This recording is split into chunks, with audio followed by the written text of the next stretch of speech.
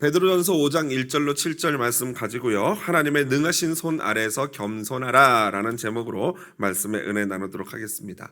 제가 지난번에도 말씀을 드렸지만 안식월 휴가 중에 저는 저의 미국 고향인 얼바인을 다녀왔습니다. 그 얼바인에서 베델교회에서 주일 예배를 드렸는데요. 좋았을까요? 안 좋았을까요? 너무 좋더라고요. 일단 제가 설교를 안 하니까 너무 좋고요. 오랜만에 고향 같은 미국의 고향이죠. 사실은 미국에서 이 고향인 이 얼바인에서 제가 다녔던 베델교회에서 예배를 드리는데 정말 좋더라고요. 일단은 막 그 베델교회 여러분 혹시 캘리포니아 가시면 얼바인 가시면 한번 들려서 예배 한번 해보시길 바라는데요. 일단 교회가 엄청 큽니다. 그리고 쾌적하고 막 시원하게 에어컨도 잘 나오고요. 또한 예배 음향 시스템도 얼마나 좋은지 방송 시스템도 제가 다녔을 때보다 더 업그레이드 돼가지고 이 뒤가 이렇게 벽이 있으면 전체가 다 LED 화면인 것 같아요. 막 그냥 뭐 실제 우리가 막 야외에 나와 있는 듯한 그런 느낌을 줍니다. 거기에다가 찬양팀을 봤더니 우리는 뭐 이렇게 우리 한사랑교회 심종호라고 하는 우리 박간사가 잘 인도하고 있는데요. 거기는 막 오케스트라, 막 바이올린 뭐 이런 막 아주 웅장하게 해가지고 막 그냥 숫자로 밀어붙이는 것 같더라고요. 웅장한 막 음향이 나오고 굉장히 좋아요. 그리고 음향 시스템이 뭐 우리와는 비교할 바가 아니죠. 그래서 제가 예배를 한참 드리다가 그런 마음이 들었어요. 아, 교회를 옮기고 싶다. 이게 가까이 있으면 나 이 교회 다니고 싶다라는 그런 마음이 들 정도로 좋더라고요. 그러면서 제가 누가 생각났을까요? 우리 교회 성도님들이 생각이 나더라고요. 이 부족한 것 투성인 저와 이 열악한 환경인 우리 시애틀 한사랑 교회를 택해 주시고 그 수많은 지역에 수많은 교회들이 있는데 우리 시애틀 한사랑 교회를 정하고 열심히 나오시는 이 성도님들을 볼 때 얼마나 고마운 생각이 또 드는지 모르겠습니다. 특히 또 대기 먼 데서 오시는 분들 같은 경우에는 그 한번 여러분 계산할 수 있을지 모르겠는데 댁에서 우리 교회까지 오는데 교회가 몇 개나 있을까요? 뭐 미국 교회는 우리가 가도 안 되니까 빼고 한국 교회만 쳐도 몇 개가 있을까요? 아마 많이 있을 거란 말이죠. 그럼에도 불구하고 그 먼 거리를 달려오시는 우리 성도님들 한 분 한 분을 생각할 때 참 마음이 막 이 뜨뜻해지고 막 더 사랑스러워지는 그런 마음이 들더라고요. 그래서 제가 그러한 우리 성도님들을 만족시켜 드려야겠다 라고 생각하면 안 되죠. 그거는 인본주의입니다. 제가 목사가 교회가 성도를 만족시킨다, 이거는 인본주의고요. 어떤 생각을 했냐면요, 그렇게 교회를 오시는 우리 성도님들을 진심으로 더 사랑하고 더 잘 양육해서 정말 하나님이 기뻐하시는 공동체요 성도들이 되도록 최선을 다해서 섬겨야겠다라는 마음을 먹었습니다. 여러분, 그렇다고 목사님이 이제 좀 나의 가치를 아시는구나 이러면서 교만하지 마십시오. 그건 어디까지나 목사인 제 입장에서 하나님과의 관계에서 제가 생각해야 될 부분이고요. 여러분들은 어떻게 해야 됩니까? 여러분 나름대로 하나님 앞에서 영적인 민감함을 가지고 생각해 보셔야 됩니다. 내가 우리 한사랑교회에서 어떠한 존재이고 어떻게 내가 역할을 감당해야 될까, 이런 고민들을 하셔야 하는 것입니다. 들리는 소문에 의하면요, 우리 동네 어떤 교회는요, 목사님이 성도들을 그렇게 내쫓는다고 합니다. 그리고 또 내쫓겨난 성도들은 이제 막 그 목사를 소송하려고 준비를 하고 있다고 해요. 뭐 조만간 이제 뭐 큰 피바람이 불 것 같습니다. 참 그런 소식을 들을 때마다 얼마나 제 마음이 좋을까요, 나쁠까요? 네, 그렇죠. 표정들이 왜 그러세요? 나쁩니다. 너무 속상합니다. 왜냐하면 이게 뭐 어느 한 교회만 잘 된다고 되는 게 아니라 모든 교회가 다 같이 잘 돼야지만 우리가 힘을 가질 수 있는데, 한 교회만 잘못해도 모든 교회가 도매급으로 넘어가게 됩니다. 그렇기 때문에 이 목사, 장로 하면은 벌써 그 이미지가 벌써 그런 막 서로 고소나 하고 싸움질이나 하는 그런 사람들로 각인이 되는 거예요. 왜 우리는 이 감사와 행복과 만족을 그렇게 모를까요? 목회자와 성도가 서로 감사하고 만족하고 격려하면서 사랑으로 나갈 수는 도대체 없는 것일까요? 그런 점에서 저는 우리 교회를 섬기게 된 걸 너무 감사하게 생각하고 귀한 성도님들을 보내주신 하나님을 찬양합니다. 아멘이시죠? 그렇습니다. 저는 이런 문제의식을 가지고 오늘 본문을 볼 때 주님이 우리에게 너무나도 정확한 교훈을 주시는구나 라는 것을 느꼈습니다. 교회에서 지도층과 그리고 피지도층, 성도들 사이에 어떻게 관계를 형성해야 하는지를 정확히 알려주는 디렉션이 오늘 본문에 있습니다. 베드로 사도는요, 첫 번째 편지를 마무리하면서 교회의 각 계층의 성도들에게 교훈을, 권면을 하는데요. 당시 소아시아 교회는요, 외부로부터 박해가 점점 심해지는 시점이었습니다. 이제 본격적으로 엄청난 박해가 오기 바로 직전이었어요. 이럴 때 공동체는요, 외부의 고난이 있을수록 내부적으로 어떻게 해야 됩니까? 더욱더 단결해야 하는 것입니다. 보통 공동체가 무너지는 것은 외적인 공격이 아니라 내부적으로부터 무너짐으로 말미암아 그 공동체가 무너지게 되어 있습니다. 그래서 사도는요, 그들에게, 각 성도들에게 필요한 자세를 오늘 본면에서 권면하고 있습니다. 그리고 그렇게 단결하기 위해서 반드시 필요한 것이 공동체 내 영적인 또 질서인 것입니다. 베드로 사도는 먼저 1절부터 4절에 교회의 장로들에게 권면을 합니다. 여러분, 우리나라 속담에 윗물이 맑아야 어떻습니까? 아랫물도 맑다라는 진리의 속담이 있습니다. 그건 진리죠. 윗물이 혼탁해지면은 아랫물은 자동으로 더러워질 수밖에 없습니다. 사실 다음 세대들의 행동은요, 우리 기성세대, 우리들의 행동을 고스란히 반영해요. 마치 거울처럼 그대로 비추고 있다고 해도 과언이 아닙니다. 가정에서도 그렇지 않습니까? 자녀들은 부모의 말을 배우는 것이 아니라 부모의 뒷모습을 보고 배운다고 합니다. 교회도, 이 교회라는 공동체도 하나의 확장된 가정입니다. 큰 가정이라고 할 수 있습니다. 그러므로 교회도 마찬가지로 다음 세대들은 우리 기성세대 어른들의 신앙하는 모습을 보고 그대로 담게 돼 있는 것입니다. 그런 점에서 우리 한국교회나 이민교회는요, 진지하게, 우리 기성세대들은 진지하게 우리 자신을 스스로 돌아봐야 합니다. 젊은 세대가 요즘 교회를 많이 떠난다고 하죠. 물론 이것은 전 세계적인 기독교의 현상입니다. 이 젊은 세대들이 뭐 한국이건 미국이건 유럽이건 상관없이 다 교회를 그렇게 떠나요. 전 세계적인 현상이기도 하지만 그렇다고 해서 저와 여러분 같은 기성세대가 이거 어쩔 수 없어요, 세상이 그렇게 가고 있어요 라고 변명할 수 없다는 것입니다. 우리의 책임을 그렇게 해서 회피할 수가 없습니다. 오늘 본문에 나오는 장로라는 단어는요, 헬라어로 프레스비테로스라는 단어입니다. 구약에서는 이 장로라는 단어가 일반적으로 연장자, 원래 장로에 해당하는 히브리어는 수염이라는 단어인데요, 수염이 이렇게 길게 난 연장자, 어른, 노인을 가리키는 단어였습니다. 그런데 신약시대에 와서 점차 교회에서는 이 장로, 프레스비테로스라는 이 단어를 교회를 치리하고 다스리고 가르치는 직분자에 사용하게 되었습니다. 그런 점에서 오히려 이 프레스비테로스는요, 감독이라는 단어, 에피스코포스라는 이 단어와 좀 더 가까운 단어가 된 것이죠. 감독은요, 직분적인 측면이 강하다면은 장로는 그 신분적, 정체성적인 측면이 강한 단어라고 할 수 있습니다. 감독과 장로가 거의 비슷한 동의어인데 감독은 그 직분 자체, 역할 자체를 설명하는 단어가 감독이라면은 장로라는 단어는 그 감독의 역할을 하는 그 사람, 그 정체성, 그 사람을 설명하는 단어다라고 할 수 있습니다. 여러분, 우리 장로교를 영어로 뭐라고 합니까? 프레스비테리안이라고 하지 않습니까? 그 단어가 바로 이 프레스비텔루스에서 온 단어인 것입니다. 자, 그렇다면 한번 여쭤보겠습니다. 여러분, 장로가 무엇하는 사람입니까? 장로가 무엇하는 사람입니까? 사실 교회의 장로가 무엇인지 잘 모르기 때문에, 그 정체성을 잘 모르기 때문에 이상한 일들을 하는 분들이 자꾸 나타나는 것입니다. 베드로 사도는요, 오늘 본문에서 장로에 대해서 세 가지로 정의하고 있습니다.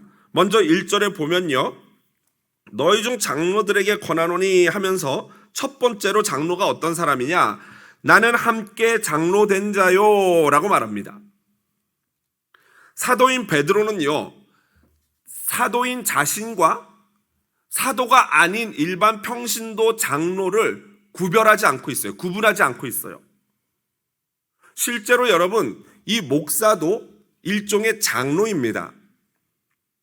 그래서 초대교회를 보면요, 집사, 초대교회에 나오는 집사는요, 오늘날 우리 장로교가 말하는 안수 집사를 의미하는 거죠. 그 초대교회 대표적인 집사가 누가 있었습니까?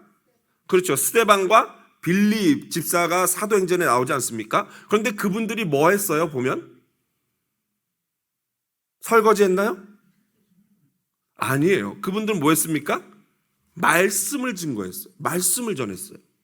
빌립도 전도하고 스데반도 전도하고, 스데반은 얼마나 설교를 잘했는지 막 얼굴에서 광채가 났다 그러지 않습니까?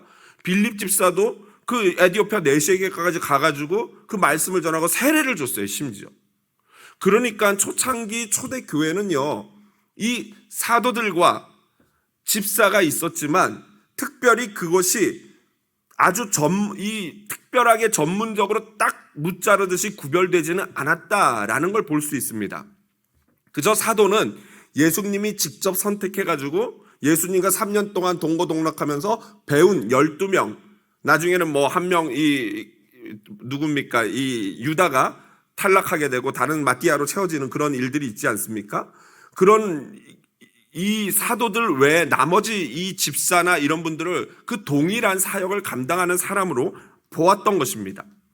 다만 시간이 흐르면서 사역자는 말씀과 기도, 교육, 가르치는 그리고 목양하는 부분에 좀 더 집중했다면은 평신도 사역자들, 그러니까 소위 지금 우리가 말하는 장로님이나 안수집사님들, 오늘날 뭐 우리 한국에만 있는 권사님들, 이런 분들은 주로 교회를 다스리고 교회를 섬기는 그러한 사역의 효율과 전문성을 위해서 두 반으로 나뉘어지게 된 것입니다.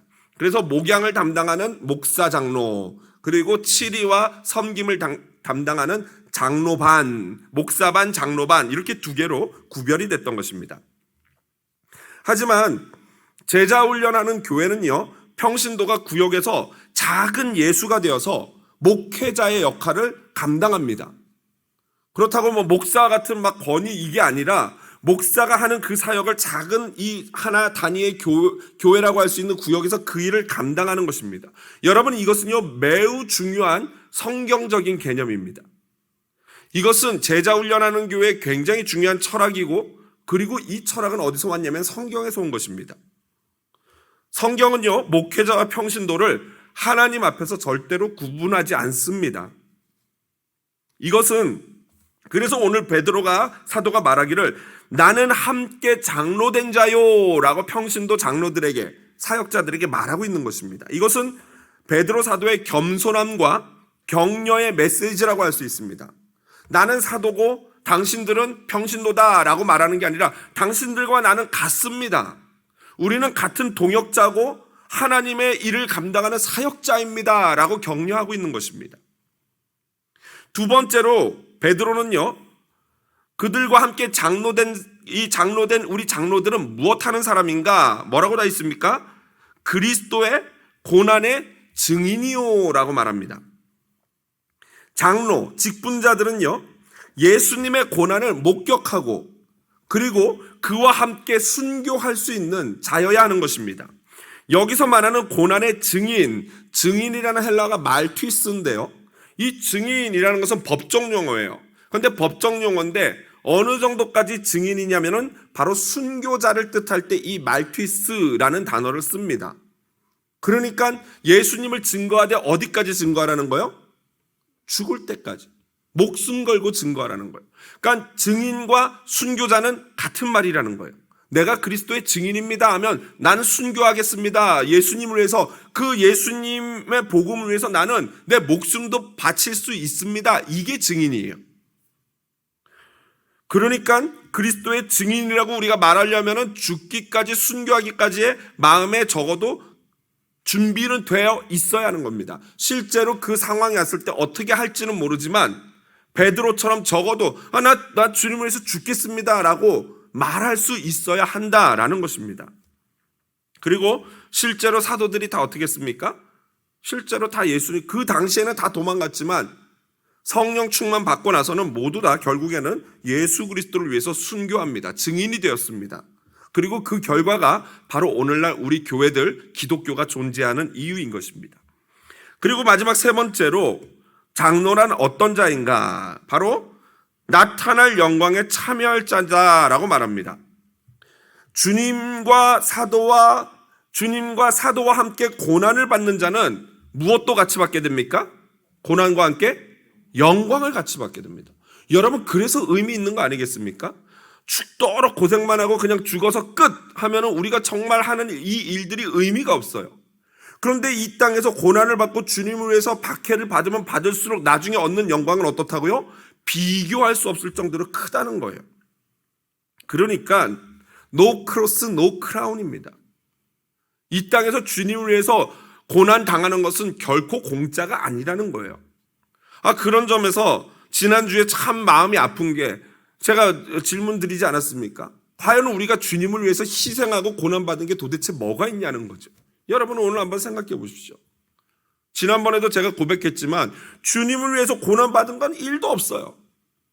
오히려 주님 때문에 영광만 누리고 제가 그냥 호요식만 하지 정말 주님 때문에 고난받는 건 하나도 없는 것 같아요. 너무 마음이 죄송한 것 아니겠습니까? 그래서 여러분, 자꾸 고난의 자리로 우리가 찾아가야 됩니다. 가능하면은 힘든 일 하려고, 교회에서 힘든 일 하려고 하고, 가능하면은 주님을 위해서 내가 어떻게든지 이 한 번 바쳐, 이 시간 들여, 내가 가지고 있는 것들 들여서 주님을 위해서 고난의 자리로 일부러 가야 돼요. 왜냐하면 그렇지 않으면 영광을 누릴 수가 없다니까요. 믿으십니까? 믿으시면은 이게 진짜 우리의 믿음이라면은 우리의 삶은 변하게 될 것입니다. 베드로 사도가 말한 1절을 오늘날 교회에 그대로 적용하자면은 너희 중 장로들, 결국 우리 교회에 말하자면은 이 자리에 계신 우리 장로님들만 해당하는 게 아닙니다. 여기서 말하는 장로들이라는 것은 전문 목회자, 담임 목사인 저와 우리 사역자들, 그리고 장로님들은 당연하고요. 권사님들, 그리고 안수 집사들에 이르기까지 교회 평신도 지도자들을 다 포함하는 호칭이라고 봐야 되는 것입니다. 너희 장로들, 너희 교회 지도자들은 들어라 이거예요. 이제 베드로 사도는요, 교회 지도자들의 정체성에 대해서 말하고 이어서 그 교회 지도자들이 어떻게 사역해야 되는지에 대해서 우리에게 자세히 권면합니다. 첫 번째로 2절 상반절에 보면요, 사역의 태도예요. 뭐라고 말합니까? 2절 한번 같이 읽어보겠습니다. 시작.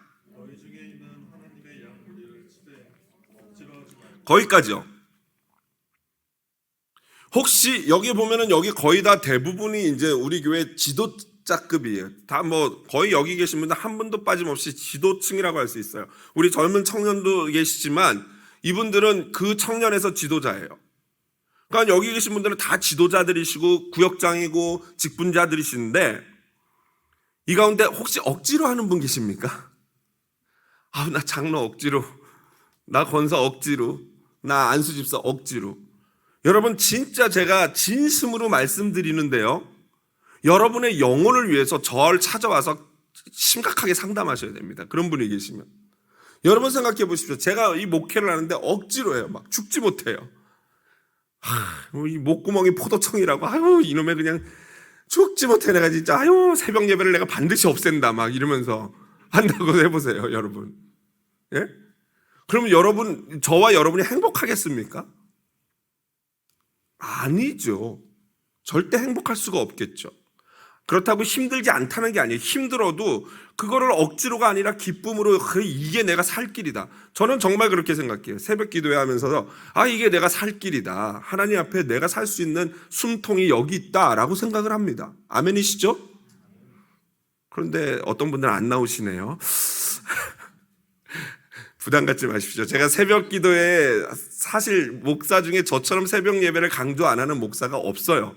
오늘 지금 이거는 웃자고 드리는 얘기고, 저는 교회 나와서 많이 나와서 기도하면 좋지요. 힘이 되고 좋은데 그것도 중요하지만 그 새벽에 일어나서 막 이렇게 꾸미고 이런 거 나오시는 것보다 거리가 머신 분들은 어디서 하면 됩니까?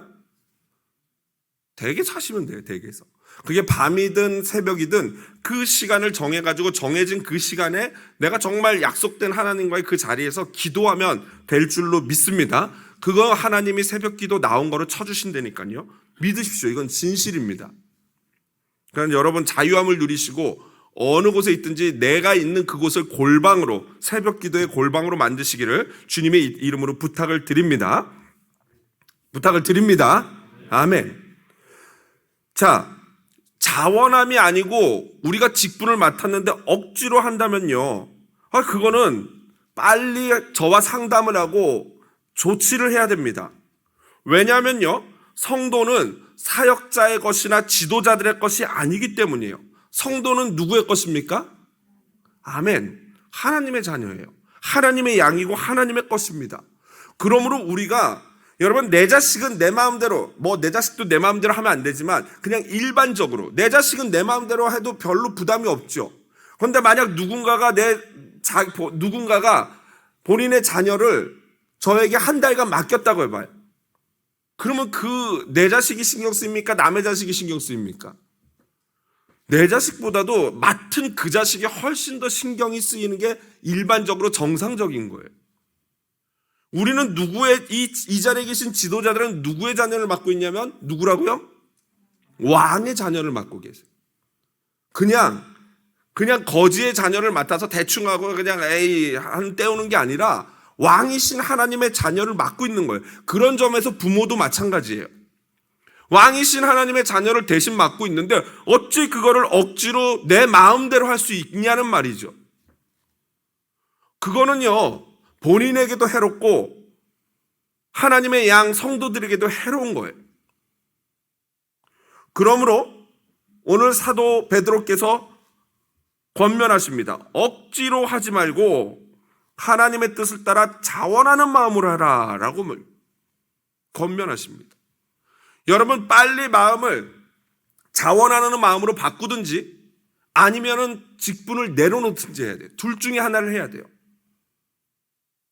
저를 찾아오지 마시기 바랍니다. 둘 중에 하나를 해야 되는데 저를 찾아오지 마시기 바랍니다. 뭘 원하는지 아시겠죠? 자원하는 마음을 불러일으켜야 돼요. 두 번째로, 교회 지도자들은요, 어떻게 사역해야 되냐? 사역의 목적을 얘기하고 있어요. 하반절에 보면요, 더러운 이득을 위하여 하지 말고 기꺼이 하며.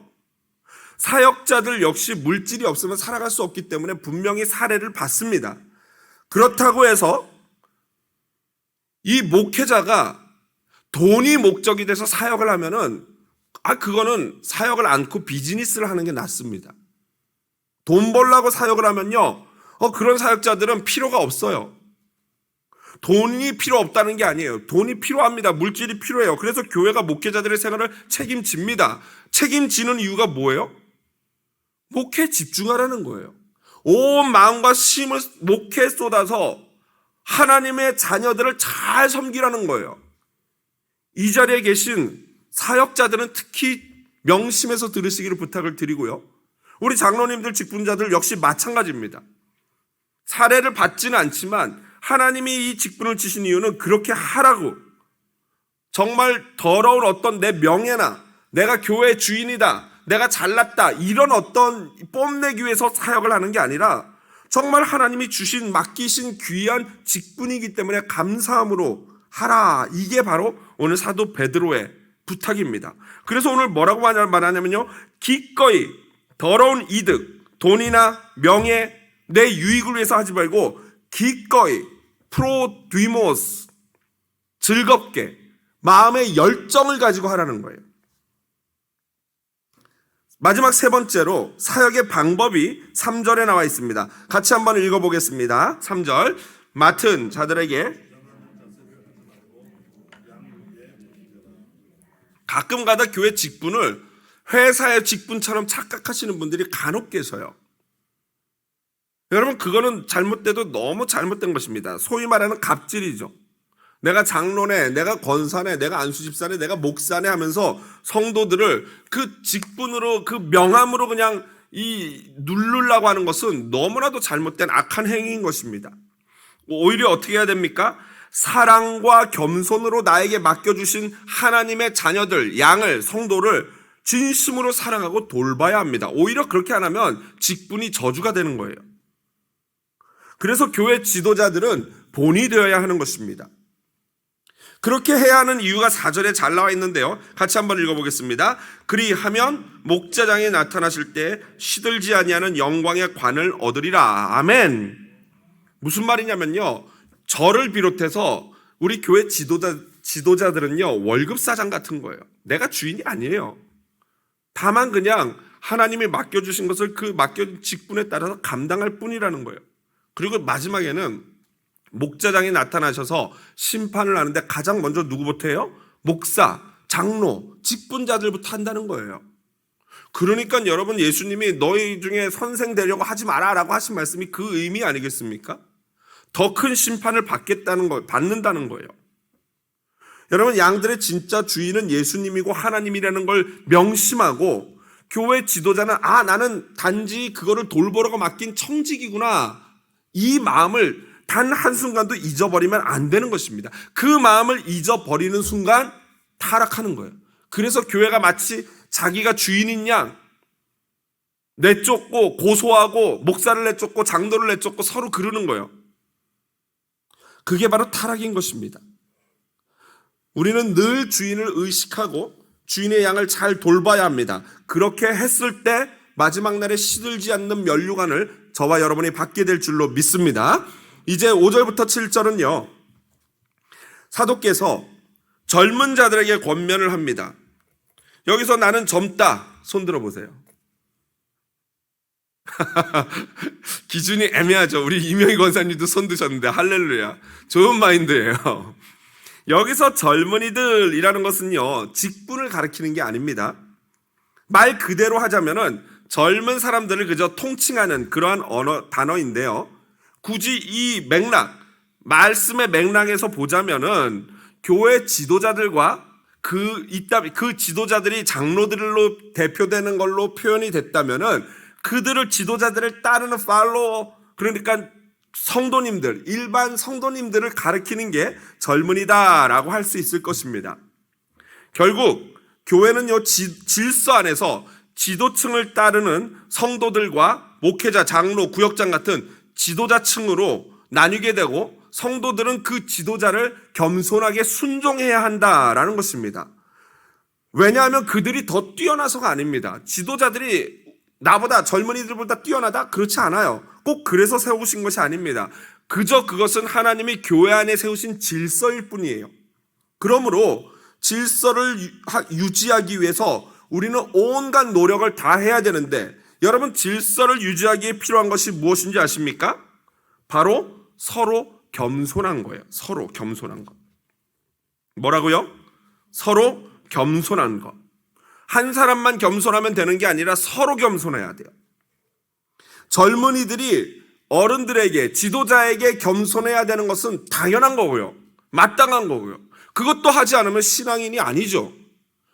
내게 주어진 직분자, 권위자가 있는데, 구역장이 있고 리더가 있고 장로님이 계시고 권사님, 안수집사님이 계신데 그분들의 권위조차 인정하지 않고 순종하지 않는다면 그 사람은 성도라고 하기에는 좀 민망한 거 아니겠습니까? 만약에 성도라면은 초신자겠죠. 아주 믿음이 없는.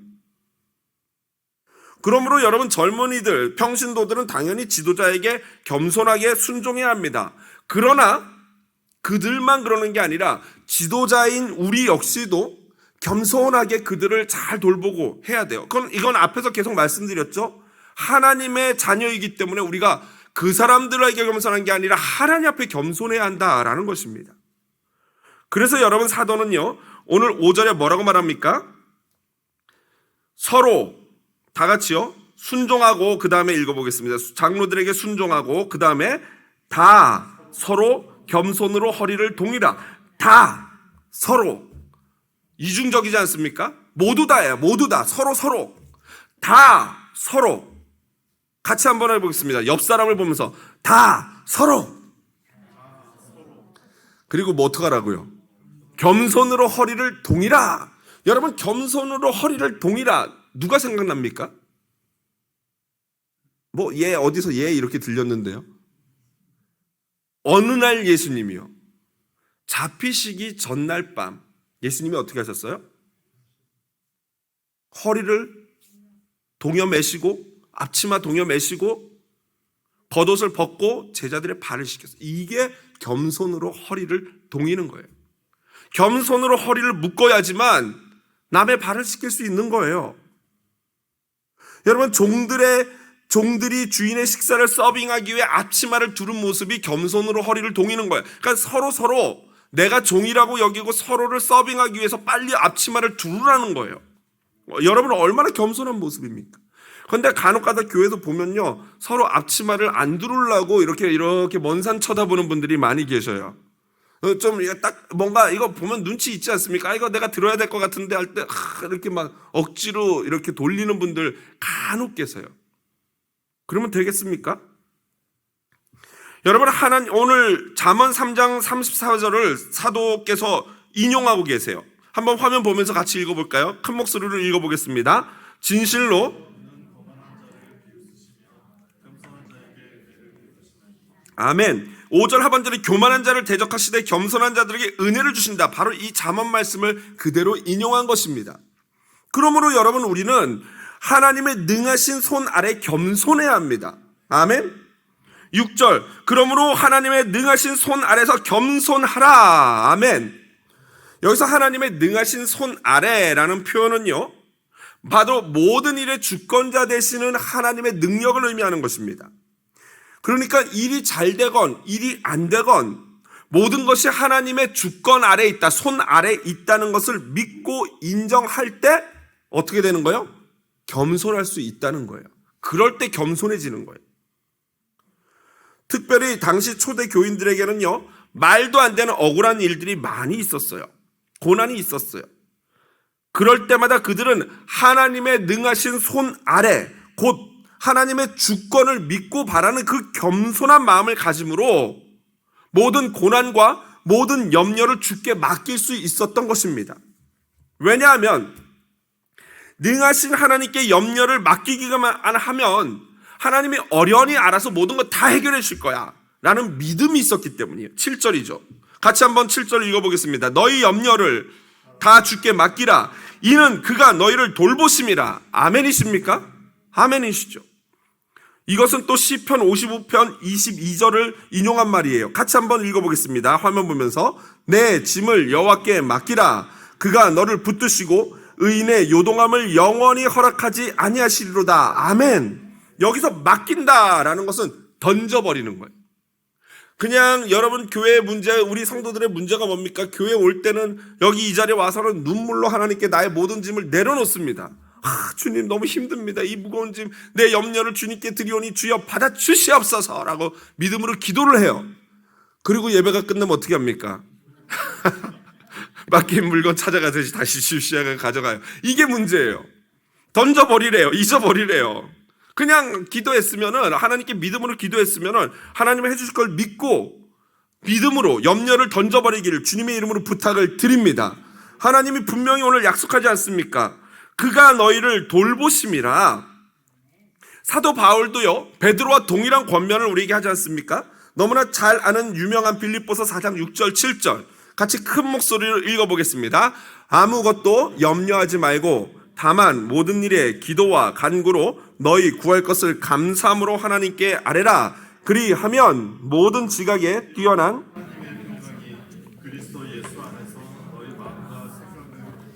아멘. 말씀을 마무리합니다. 두 가지 질문입니다. 여러분, 우리 교회에서 여러분에게 본이 되는 지도자가 있습니까? 여러분 각자에게 나는 저분 참 내게 본이 돼. 나 저분 닮고 싶어. 저 장로님, 저 권사님, 저 안수 집사님 닮고 싶어 하는 분이 계십니까? 그 분은 축복받은 줄로 믿습니다. 또 이게 더 중요한 질문입니까? 그러면 우리 교회 본이 되는 분이 없어 라고 생각하신다면은 이 자리에 계신 우리 자신, 저와 여러분은 과연 본인이 되는 교회 지도자이십니까? 누군가가 나를 보면서 저 권사님, 저 장로님, 저 집사님, 저 구역장님, 저분만 보면은 나 저렇게 교회 직분 섬기고 싶어. 저분처럼 나이 들고 싶어. 나 저분처럼 늙었으면 좋겠어 하는 분이 되시냐는 말입니다. 여러분, 이것은요, 이 자리에 계신 여러분, 저와 여러분은요, 이건 선택 사항이 아니에요. 이 자리에 계신 저와 여러분은 이제 직분자라면은 반드시 누군가에게 그런 존재가 되어야 합니다. 아멘이십니까? 그러셔야 돼요. 좋든 싫든 우리 교회 직분자가 되었다면은 누군가에게 반드시 존경받고 모범이 되고 롤모델이 되는 그런 분이 되어야 하는 것입니다. 그러기 위해서 여러분 겸손하게 주께서 맡기신 일에 순종합시다. 그리고 주님의 증인이 됩시다. 언제까지요? 죽기까지요. 마지막 두 번째 질문은 여러분 우리가 왜 염려하는지 아십니까? 왜 염려하세요? 우리가 염려하는 이유는요 다른 게 아니에요. 교만하기 때문이에요. 어떤 교만인지 아십니까? 내가 모든 것을 컨트롤하고 싶다, 할 수 있다, 내가 안 하면 하나님도 못할 걸이라는 착각의 교만이에요. 내가 안 돼도 하나님은 하실 수 있는 줄로 믿습니다. 그래야지 겸손한 거예요. 그래서 여러분 염려의 반대말은 겸손이고 염려의 반대말은 믿음이에요. 염려하지 않을 수 있는 비결 딱 한 가지밖에 없어요. 믿음의 기도 외에는 없는 줄로 믿습니다. 여러분 그래서 오늘 우리가 이 자리에 온 거 아니겠습니까? 믿음으로 기도할 때 불안한 마음, 두려운 마음이 물러가고 주님이 우리를 지켜주시고 보호해 주신다는 확신의 믿음이 생길 줄로 믿습니다. 여러분 요즘처럼 불안하고 두려운 시대 우리 성도들은 오늘 이 자리에 계신 저와 여러분은 참으로 축복받은 자들인 줄로 믿습니다.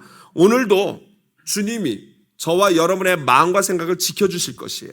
우리 옆에 분에게 한번 마음껏 축복합시다. 당신은 축복받은 분입니다. 축복받으셨습니다.